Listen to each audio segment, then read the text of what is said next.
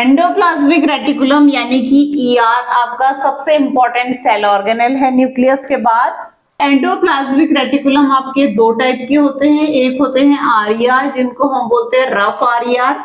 इनकी जो सरफेस होती है वो रफ होती है क्योंकि यहाँ पे राइबोसोम्स होते हैं जो कि प्रोटीन सिंथेसिस करते हैं, और एसईआर जो होते हैं वो स्मूथ ईआर हैं यानी कि स्मूथ एंडोप्लाज्मिक रेटिकुलम है, इनकी सरफेस जो होती है स्मूथ होती है।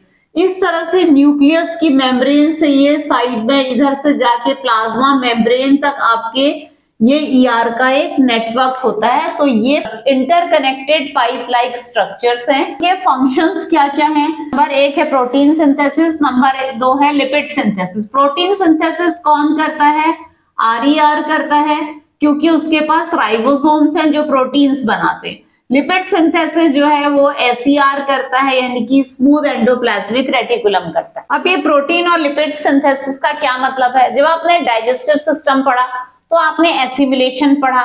डाइजेस्टिव सिस्टम में आपने देखा था कि वहां पर फैटी एसिड्स, ग्लिसरॉल और एमिनो एसिड जो एब्जॉर्ब हुए थे और सेल में आए थे, तो एमिनो एसिड सेल में गया और आरईआर ने उससे प्रोटीन्स बनाए, और फैटी एसिड और ग्लिसरॉल जो है वो जाके एसईआर में गया और एसईआर ने लिपिड्स बनाए डिफरेंट टाइप के। तो मेन फंक्शन इसका ये हो गया। तीसरा इसका transport of proteins and lipids, क्योंकि ये नेटवर्क लाइक स्ट्रक्चर है, सेल के अंदर आपका प्रोटीन्स और लिपिड्स बना के उनका ट्रांसपोर्ट भी करता है। चौथी चीज को हम बोलते हैं मेम्ब्रेन बायोजेनेसिस। हमने पढ़ी यूकैरियोटिक सेल्स, और आपने पढ़ा यूकैरियोटिक में कि उसमें मेम्ब्रेन्स होते हैं, इससे membrane bound cell organelle nucleus होता है। तो ये मेम्ब्रेन्स जो है वो ये बनती है प्रोटीन्स और लिपिड से, जो कि ईआर के अंदर बन रहा है। तो ईआर ये जो प्रोटीन्स और लिपिड जो है वो डिफरेंट टाइप के मेम्ब्रेन्स बनने के लिए यूज होते हैं, जिसको हम बोलते हैं मेम्ब्रेन बायोजेनेसिस। 5 इसका फंक्शन आ गया है। अब क्योंकि एक नेटवर्क है पाइप्स का, तो ये स्केलेटल सपोर्ट भी देता है सेल को। उसके अलावा ये जो ईआर है, बायोकेमिकल रिएक्शंस जो सेल के अंदर होती है उनके लिए एक ये सरफेस भी प्रोवाइड करता है।